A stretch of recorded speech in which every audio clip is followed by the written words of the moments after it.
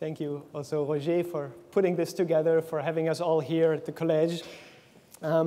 So my presentation will actually start with a beginning rather than with the conclusions.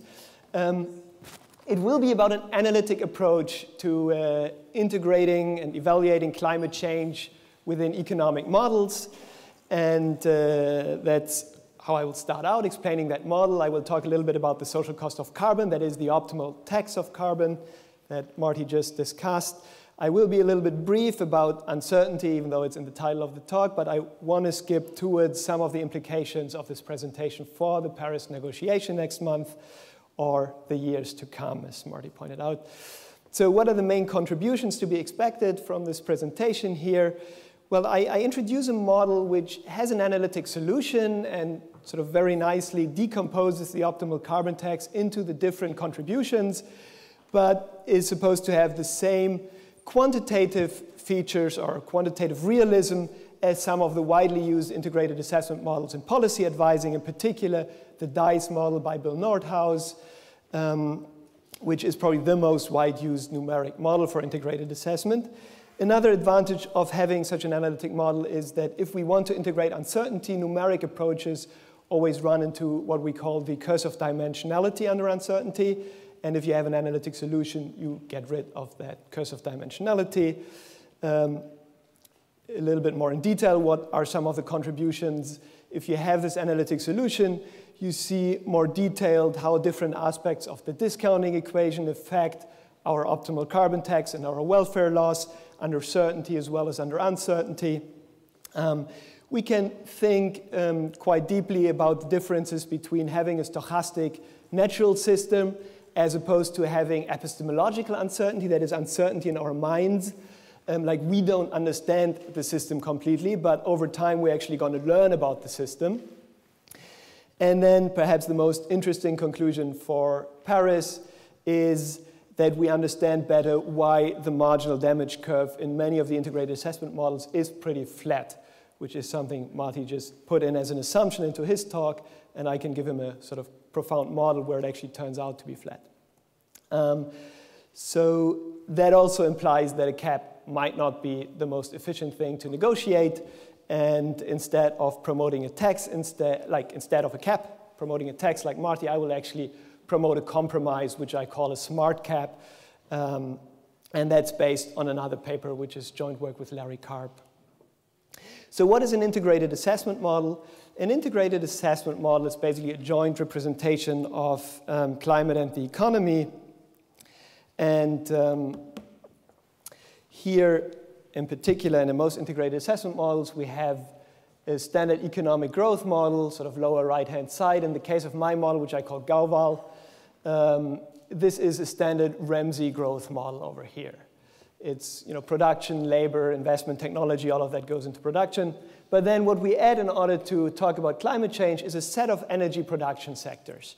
And these are clean sectors and dirty sectors. The dirty sectors use fossil fuels, which, while being burned, are generating CO2 emissions. The CO2 emissions go into the atmosphere. Some of the CO2 emissions from the atmosphere go into the biosphere or into the oceans, but some of them remain up there and potentially forever.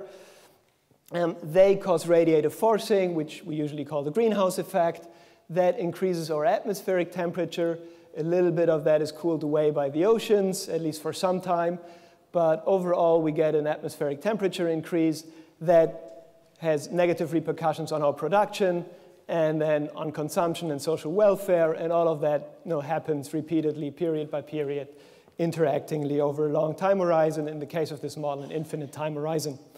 I do not want to go into the details and the equations of the model, of course, in this short presentation, but I do want to distinguish it from the most closely related literature, which are two papers, one by Golosov, Hassler, Krusell, and Czerwinski, and the other one by Gerlach and Liski, both of whom have analytic integrated assessment models.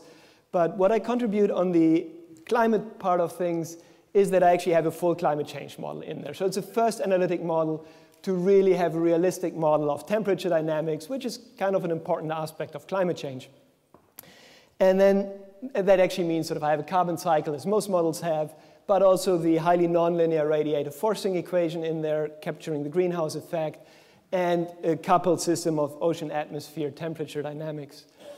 And then on the economic side, what I add is a distinction between risk attitude and intertemporal consumption smoothing attitude, which a priori are two different things. These models by Golosov et al. And Gerlach and Linsky assume that they are both the same, and more importantly, that they are both governed by a logarithmic utility function, which means we have an intertemporal elasticity of substitution of unity and a risk aversion coefficient of 1. This value is a very good approximation to the intertemporal elasticity of substitution, but a very bad approximation of risk aversion. Risk aversion is usually measured as something between 6 and 9 in the asset pricing literature. And so what my model does, it actually introduces a general coefficient of risk aversion, calibrates it to the literature, and keeps the intertemporal elasticity substitution at unity. And that allows for a better calibration of the model in terms of discount rates and risk premia. So the first result in the paper is a general theory result, which tells us about a class of integrated assessment models that we can solve analytically in closed form. So we can really write down with pen and pencil what the solution is. And here I want to say a little bit more about the calibration of the model. So first I pick a damage function which is calibrated towards the damage function of the DICE model that I mentioned earlier, one of the most widely used numeric models. Particular, I calibrate this parameter psi0, which technically is the semi-elasticity of output to the exponential of the temperature increase. That's a fairly long and complicated thing, so let's just call it the damage parameter psi. And then I'll literally take the carbon cycle one by one from the DICE model, put it into my analytic model. The carbon cycle is characterized by the carbon transition matrix, phi here. Then I have to calibrate the temperature dynamics for the atmosphere and the ocean. For that, I use the MAGIC 6.0 model. That is a model that is extensively used in the Intergovernmental Panel on Climate Change's assessment reports.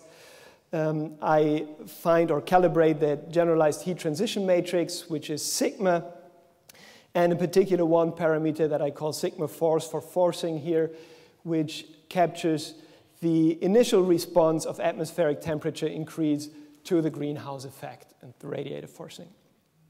Finally, on the economic side, I just calibrate time preference, output, consumption rate in the usual way to the IMF's 2015 forecasts. Now, the only part of the calibration I want to show you at least one slide of, because that is the novel contribution to the analytic side of integrated assessment at least, is the one representing the temperature dynamics. And what you see as solid lines here is the output of this MAGIC 6.0 model used by the IPCC, which itself emulates the results of the big atmosphere ocean general circulation models used by the scientists. I'm modeling the different IPCC scenarios, going from very strict reduction scenarios to business as usual scenarios up here. In dashed, I have the temperature dynamics of my analytic model called Galval. And we see that in this area where we're talking about optimal policies, the model is actually really good in capturing the temperature dynamics. If we go to the extreme business as usual scenarios, it's still pretty good, even though not that close. That it is pretty good, becomes more apparent perhaps if I put in the three models that have been used by the federal agency in the United States in order to come up with the social cost of carbon. The numeric models, DICE, Page, and Fund, all of them are quite a bit further off. So once I convince you that hopefully quantitatively the model is pretty decent, let's look at the analytic results. And what I have here is this closed form formula that I promised you for the optimal carbon tax, which in this model is the same as the social cost of carbon SCC. And it is put together by sort of four different factors. One is this fraction over here that puts discounted future output in perspective to pre-industrial CO2 concentrations. This factor basically gives us the right units. It's dollars over ton of CO2. And then we have the damage factor, the psi0, semi-elasticity of net production to temperature increase. And together, these give us a first picture of what the social cost of carbon would be like if there wasn't any complicated temperature dynamics, but an emission unit would immediately affect our production. Then, sort of the next two factors represent the temperature dynamics, here the red terms, and the carbon dynamics, the green term. And these climate terms, they have these square brackets with indices 1, 1. What that means is I'm talking about the first element of the inverted matrix inside of these brackets, and that's pretty abstract. If you look at the paper, I have a nice explanation of these terms. You can actually expand them by their Neumann series, and you find that what, for example, this term here governing the carbon dynamics tells you is if you inject 1 unit of emissions into the atmosphere today, this gives you an infinite discounted sum of all of the carbon that remains in the atmosphere, either by just staying there or by cycling through the different reservoirs and getting back to the atmosphere in period T.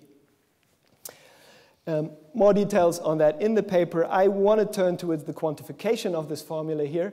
And we do end up in the standard calibration of the model with a $57 per ton of carbon tax. That means a $16 per ton of CO2 carbon tax. This is $1 difference to the DICE model, the numeric model. More interestingly, we can see what changes this value. It increases linearly in the output. That's a finding Golosov et al. Already pointed out, and is proportional to the damage parameter. More interestingly, we have the climate terms that add to it. And so the temperature dynamics has two different factors coming in. The sigma forcing is essentially the initial delay from greenhouse gas injection and radiative forcing towards the initial warming of the atmosphere. That actually cuts down, because we're discounting the future, it cuts down the severity of the damages because they are further in the future. But then at the same time, we have some persistence in the climate system. There is an atmosphere-ocean temperature interaction. Once we warm the oceans, they will stay warm for a while, even if we get all of the CO2 out of the atmosphere immediately. So that actually increases the carbon tax by a factor, or by 40%. Altogether, this temperature dynamics cuts the tax by about 30%. And then we can look at the carbon dynamics, and the carbon dynamics is really what adds most to that carbon tax. That is a factor of 3.7, which is a consequence of the fact that carbon is very persistent. It doesn't simply decay. Carbon dioxide, or some of the carbon dioxide that we inject into the atmosphere, will leave into the biosphere, will leave into the oceans, but some of it will actually stay up there for good. And that's why the model is so sensitive also, as I will show you on the next slide, to discounting, and in particular to pure time preference. What this theory result tells you is that any carbon cycle that satisfies this mass conservation, that carbon doesn't simply decay, but only moves between different reservoirs in the ocean and the biosphere, will imply a factor 1 over rho in the optimal carbon tax. And rho here is the pure rate of time preference, which is one component of the discount rate.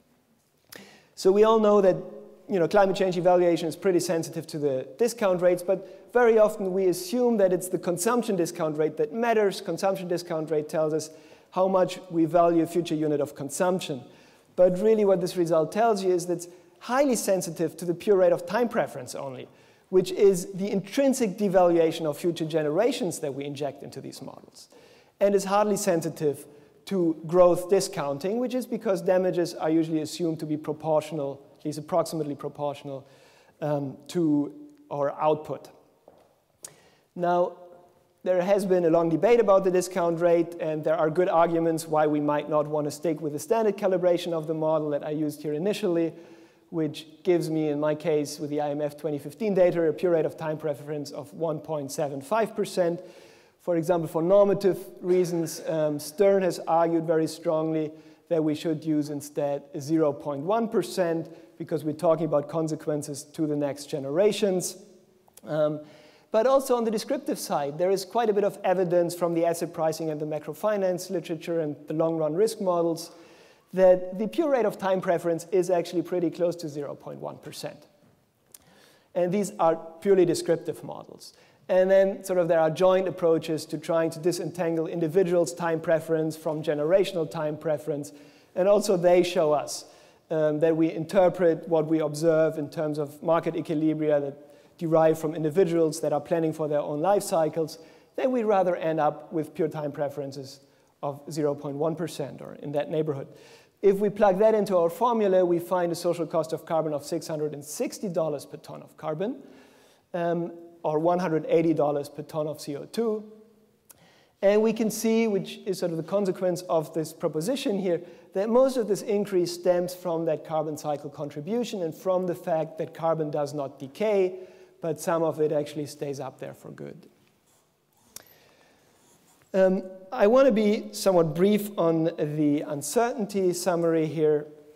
But what I do in the paper is I, in particular, analyze the two most important climate change uncertainties. One is the one that we don't really know how the carbon is currently flowing between the different reservoirs. There is like a huge missing sink, more than the mass of all humans walking this planet currently, is going somewhere every year, and we don't know where. It's called the missing sink. They launched recently a set of satellites trying to figure that out. And then the other major uncertainty is how our temperature will actually respond to CO2. That's called the climate sensitivity uncertainty.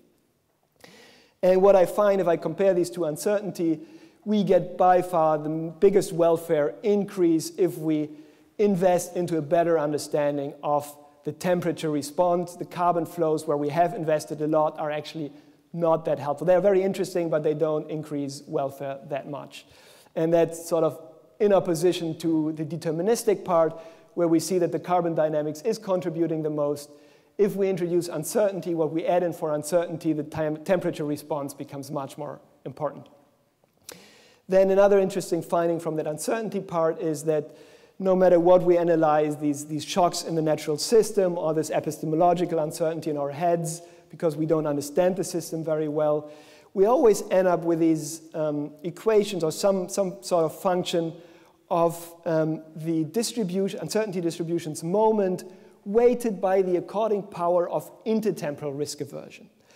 So what matters here for our aversion to risk and our response to risk is not so much the standard measure in economics, which is the Arrow-Pratt risk aversion measure, but it is actually a measure of intertemporal risk aversion, which measures the difference between Arrow-Pratt risk aversion and our aversion to intertemporal consumption fluctuations, which also explains why these earlier models by Golosov et al. And Gerlach and Liski didn't find any really interesting uncertainty effects because they assumed them to be the same, which they are not.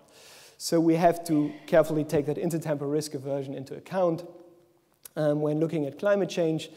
And sort of a final result I want to briefly present. I think it's interesting. If you think about this idea that a lot of the climate change uncertainty is actually in our heads because we don't understand the climate system. It's not that the climate system is that stochastic, but we just don't understand it yet.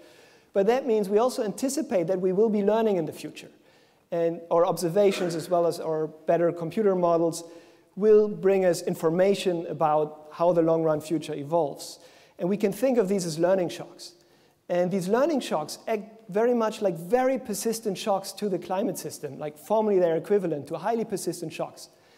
And because they are equivalent to highly persistent shocks, it makes these anticipated learning models most sensitive to pure time preference. So the Bayesian learning model is actually the model that will be most sensitive to the pure rate of time preference because of these learning shocks.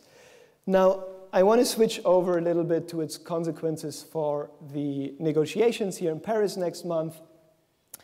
And I want to point out that this formula I presented to you really has nowhere the levels of carbon or the level of temperature showing up.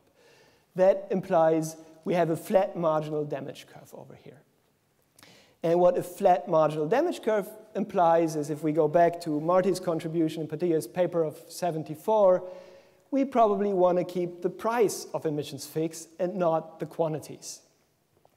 Before we look into what that means for the negotiations in Paris, let me give you an intuition of why the marginal damage curve is flat. It's not simply because we're talking about stock effects here, but because there are three different ingredients. And the first one is the one that is quite frequently overlooked. And that is, there is a strong falling marginal impact of CO2 on temperature. What that means is, if we already have a very saturated atmosphere, there's lots of CO2 in the atmosphere, then most of the infrared radiation that is trying to leave our planet to go back into outer space in that spectrum where CO2 is able to absorb has already been absorbed. So adding yet another ton to that CO2 in the atmosphere doesn't do much, because currently most of the radiative forcing is emitting, or is leaving the planet in other spectra anyways. So we have this decreasing marginal impact of CO2 on temperature, and it's actually a logarithm. It's very concave. And that counters the increasing marginal damage of temperature on production, which is what most economists always have in the back of their mind. That gives us that, a degree of temperature, if we already have a pretty high, like 2 or 3 degrees Celsius warming, is actually worse than the first degree of warming. And in addition, there is the decreasing marginal utility. And all of these three effects together here in this model completely set each other off, but in most numeric models pretty much set each other off. And then the text, or the curve might not be completely flat, but only very moderately sloped. So what this flat marginal benefit curve means for the negotiations here is that historically and currently we are negotiating quantity targets, but renegotiation periods, as we know from Kyoto to the post-Kyoto, are very, very long. And during that period of time, there is a lot of technological and macroeconomic uncertainty about the developing economies in particular. And that means it's actually not efficient to negotiate these quantity targets. It would be much more efficient to negotiate perhaps something like the tax that Marty suggested. Now, in particular, if we look at a static world, his 74 papers, prices versus quantities, tells us that, yes, exactly, we should use a tax. If we think that this is an analytic model, so it's a bit extreme, many people give us slightly sloped marginal damage curves at least. Then we have to think a little more careful in a dynamic model. And in a dynamic model, it is no longer that the marginal damage curve is actually fixed, and only the marginal benefits from emissions are moving up and down, as in Marty's paper. But also the marginal damage curve responds to technology shocks because it influences the future emission trajectories. And then it turns out that just comparing the slope of marginal damages versus marginal benefits no longer tells us whether taxes or a cap is most efficient.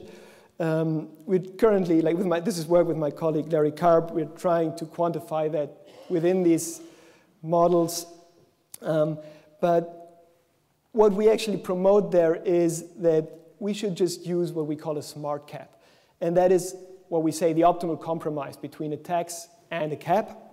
And the idea is that you are trading certificates, but the quantity denomination of these certificates is a function of the certificate price. So if I own one of these certificates and the price turns out really, really high, so emissions turn out very, very expensive, I'm allowed to emit a little bit more than 1 ton of CO2 with that certificate.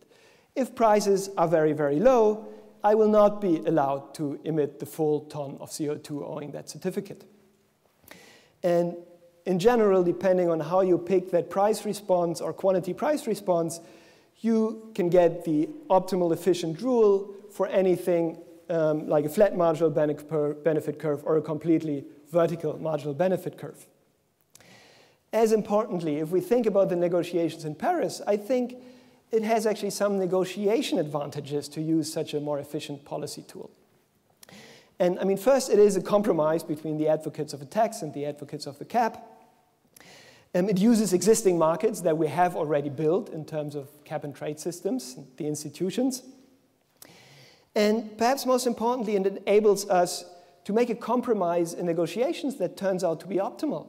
That is, we say, well, let's agree that if technology turns out to make abatement very, very expensive, we can't bring the price down, then we do a little bit less. If, however, technology turns out to be very efficient, we get to really, really cheap emission reductions in the future, then we agree to do a little bit more. And that sort of, I think, enables the negotiations, and at the same time, it is more efficient. So let me conclude. What I presented was a DICE-style integrated assessment model with the same realism, but that solves for the optimal carbon tax in closed form. It basically decodes the different contributions to the social cost of carbon. It explains and quantifies the different uncertainty contributions. And in particular, we saw that under certainty, the carbon cycle is contributing most to the carbon tax, but if we looked at the welfare loss from uncertainty, then the temperature response uncertainty was the most important contribution. It remains that the discount rate perhaps is definitely one of the most important ingredients into the actual value that we get out of the models for the optimal carbon tax. And I think we have to be very careful how to calibrate these models. And finally, the implications, I think, for the negotiations on the next COP in Paris, or the years and decades to come, might be that we don't want to negotiate either a tax or a cap, but we want to be a little bit smarter in the sense of a smart cap and negotiate a quantity target that is a price of or a function of the abatement price. Thank you very much.